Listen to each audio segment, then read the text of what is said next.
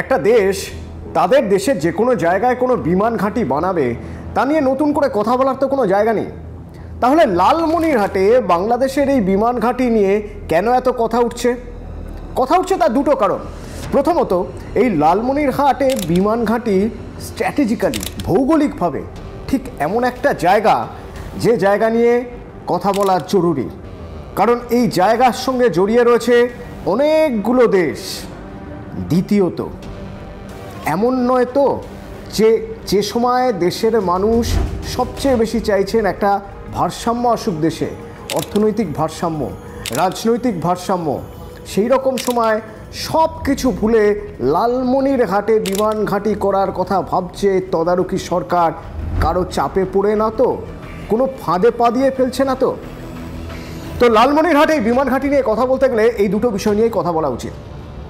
খুব স্বাভাবিকভাবেই লালমনিরহাট এমন একটা জায়গায় বিমান ঘাঁটি, বা বলা যেতে পারে বিমান ঘাঁটি ছিল একসময়, বহু পুরনো, প্রথম বিশ্বযুদ্ধের সময় ব্রিটিশরা তৈরি করেছিল। ৭১-এর সময়ও কিন্তু এই বিমান ঘাঁটি ব্যবহার করা হয়নি, মাঝখানে দীর্ঘদিন এই বিমান ঘাঁটি ব্যবহার হয়নি। তারপরে সেটাকে নতুন করে এখন করা হচ্ছে, এয়ার বেস তৈরি করা হচ্ছে, অত্যন্ত স্ট্র্যাটেজিক এয়ারবেস বলা হচ্ছে, ভাবনা চিন্তা চলছে। এবং এই এয়ারবেস তৈরি করবে কারা, পয়সা দেবে কারা, এখনও পর্যন্ত জানা যাচ্ছে না। কিন্তু এটুকু জানা যাচ্ছে যে এই লালমনিরহাটে যে বিমান ঘাঁটি হবে সেই জায়গাটা ঘুরে দেখেছে দুটো দেশের প্রতিনিধিরা। চীনের প্রতিনিধিরা এসে বেশ কয়েকদিন ধরে এই জায়গাটা ঘুরে দেখেছেন, পাকিস্তানের প্রতিনিধিরা এসে বেশ কয়েকদিন ধরে এই জায়গাটা ঘুরে দেখে নিয়েছে।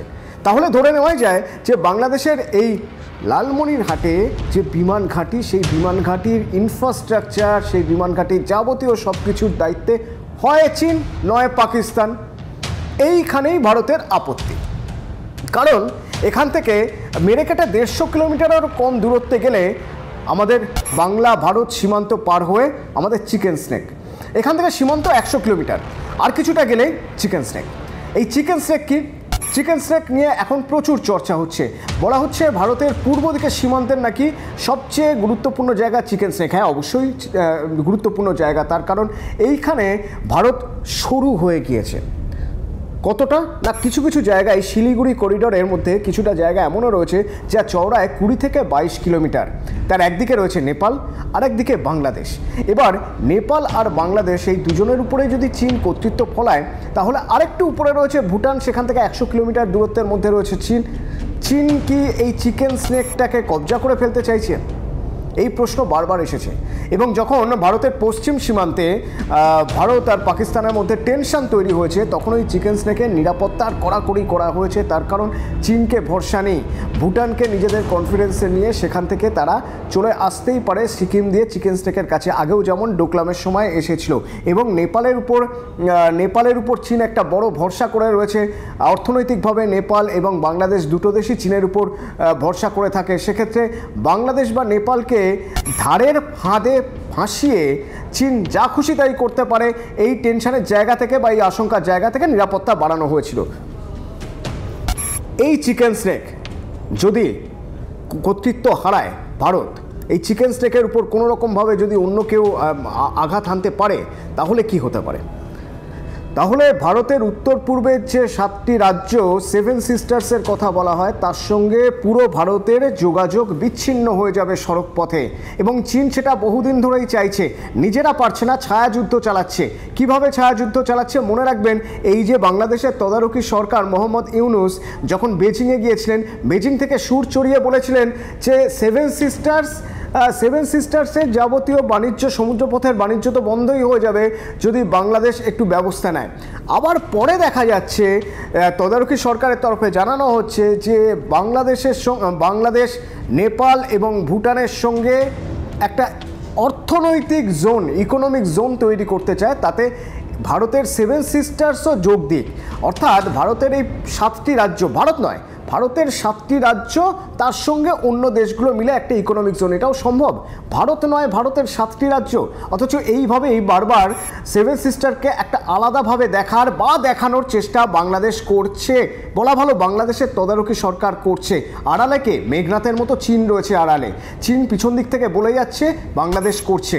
এবং যদি এই লালমনিরহাটে বিমান ঘাঁটি হয় তাহলে বলা যেতে পারে এটা একটা ওয়াচ টাওয়ার হিসেবে কাজ করবে। কীরকম ওয়াচ টাওয়ার? না, চীনের ওয়াচ টাওয়ার, যেখান থেকে চীন পুরোপুরি নজরদারি করতে পারবে, চীনের রেডারে পুরোপুরি চলে আসবে ভারতের ওই চিকেন স্নেক, যেটা ভারত কোনোভাবেই মেনে নেবে না। সুতরাং ভারত চাইবেই না যে লালমনিরহাটে বাংলাদেশ করুক, কিন্তু সেখানে চীন বা পাকিস্তানের কোনো কর্তৃত্ব থাকুক। সুতরাং চীন আর পাকিস্তানের কর্তৃত্ব নিয়ে বাংলাদেশ যদি ওখানে কোনো রকম বিমান ঘাঁটি করে, ভারত তা ভালোভাবে নেবে না, পাল্টা চাপ দেবে। সেই চাপ কূটনৈতিক চাপ হবে, সেই চাপ অর্থনৈতিক চাপ হতে পারে। ইতিমধ্যে একটা অর্থনৈতিক চাপে পড়ে গিয়েছে বাংলাদেশ, যে জন্য বাংলাদেশের বস্ত্র ব্যবসায়ী যারা, তারা ওই তদারকি সরকারকে বলছেন যে ভারতকে অন্তত অনুরোধ করুন কটা দিন সময় দিতে। এখনই যদি ভারত সব ইম্পোর্ট করা বন্ধ করে দেয়, মানে আমদানি বন্ধ করে দেয় বাংলাদেশের থেকে, তাহলে বাংলাদেশের বস্ত্র ব্যবসায়ীদের হাল খুব খারাপ হয়ে যাবে। তো এরকম চাপ ভারত দিতেই পারে, আরও কঠিন চাপ দিতে পারে ভারত। কতটা চাপ দিতে পারে পাকিস্তান হারে হারে বুঝেছে, বাংলাদেশ বুঝবে কবে?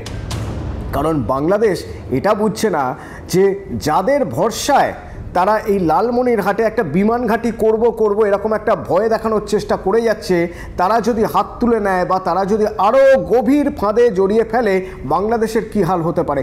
আমরা তো শ্রীলঙ্কার ছবি দেখেছি, শ্রীলঙ্কা ধারে পুরোপুরি ডুবে গিয়েছিল। আমরা তো মলদ্বীপসের ছবি দেখেছি, ধারে পুরোপুরি ডুবে গিয়েছিল। সুতরাং চীনের বুদ্ধিতে চললে পুরোপুরি চীনের কাছে বিকিয়ে যাওয়া ছাড়া আর কোনো অপশান নেই।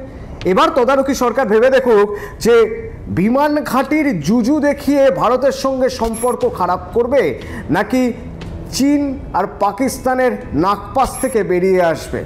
সেটা তো তাদের ভাবনা চিন্তা। ওই যে শুরুতেই বলছিলাম যে দেশের মাটিতে কোথায় বিমান ঘাঁটি করবে আর কোথায় মনুমেন্ট বানাবে, সেটা সম্পূর্ণ যে কোনো দেশের নিজস্ব ব্যাপার।